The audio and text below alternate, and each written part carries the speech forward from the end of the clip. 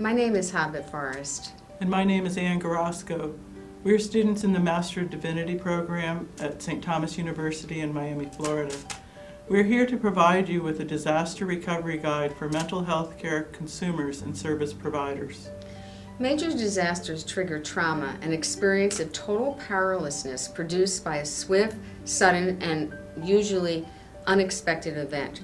Psychological well-being depends upon the ability to feel whole, complete, safe, competent, loved, and secure in the world. People with mental illness have the same basic needs for safety, shelter, food, and social supports as the general population following a major disaster, and some additional special needs. It is important to recognize that just like anyone else, individuals having mental illness have a wide range of responses to major disasters.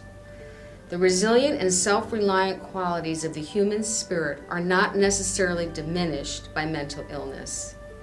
However, in some instances, the impact of one's mental illness or its symptoms may present special challenges. Research has pointed to common challenges faced by people living with mental illness during the aftermath of a disaster. Proper planning before a disaster occurs can mitigate these circumstances. Planning temporary measures is important in order to manage treatment for mental health care consumers during this time. During the preparation phase, discussion with consumers could include management of medications, obtaining advanced supplies, and storage of the medication if refrigeration is required. Conversations can also pinpoint what to expect from emergency services and other providers, and how to prepare individually and as a community during the impact phase of natural or man-made disasters. Optimally, if uninterrupted access to treatment can be maintained, individuals will be less likely to relapse during or after traumatic events. Planning for the response phase includes sharing with consumers that there will be likely chaos and lack of organization during the first few days after a disaster. Possible reactions such as anxiety and feelings of powerlessness may be discussed. The coping abilities of some people living with mental illness may be compromised. Outreach to others with mental health issues and the community can help reduce isolation, strengthen informal networks, and create a sense of empowerment.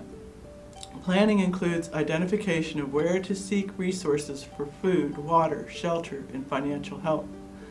Recovery phase planning encompasses types of assistance available through FEMA, the American Red Cross, Salvation Army, and other groups, and how to ask for or apply for assistance. Role-playing on ways to cope with the bureaucracy, the amount of time it might take for repairs, new housing, or financial assistance can help reduce possible frustration by adjusting expectations. How can a caring community of professional and spiritual leaders help support preparedness for people living with mental illness?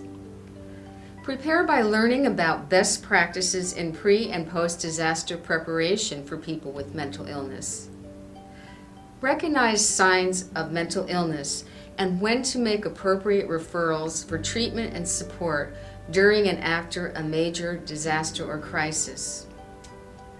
Develop mechanisms to screen for suicidal ideation, problem drinking, drug abuse, and violence. Help promote coping skills and foster interdependence by encouraging consumers to develop and maintain a support network of caring family, friends, and/or professionals.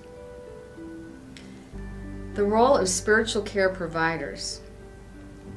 Those who have experienced the trauma of disaster often move into a spiritual crisis. Care providers in disaster planning and service delivery will frequently include local community faith leaders. Their ability to coordinate some level of support for consumers after crisis is recognized and relied upon by the broad community. Spiritual care may involve arranging and appropriately providing for religious resources, rituals, and experiences if requested. Basic standards and principles of disaster spiritual care.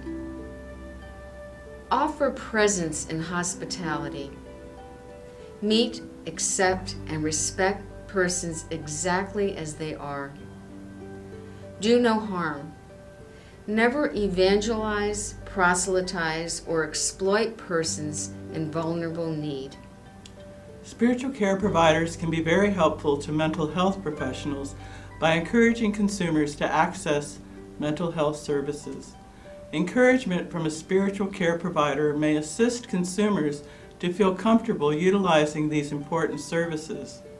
Consider referring consumers to mental health professionals if they exhibit any of the following behaviors: flat, expressionless affect of face or voice, thinking or talking about hurting oneself or others, uncontrollable outbursts of emotion long after trauma, persistent nightmares long after trauma, problems with relationships, articulating violent or self-destructive theological imagery.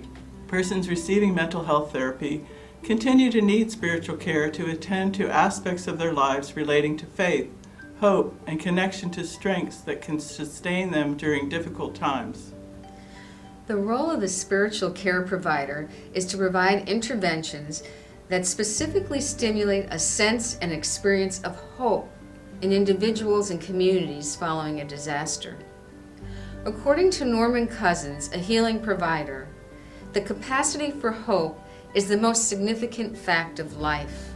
It provides human beings with a sense of destination and the energy to get started. Resources. For information on mental health disaster recovery, go to Substance Abuse and Mental Health Services Administration website at samhsa.gov.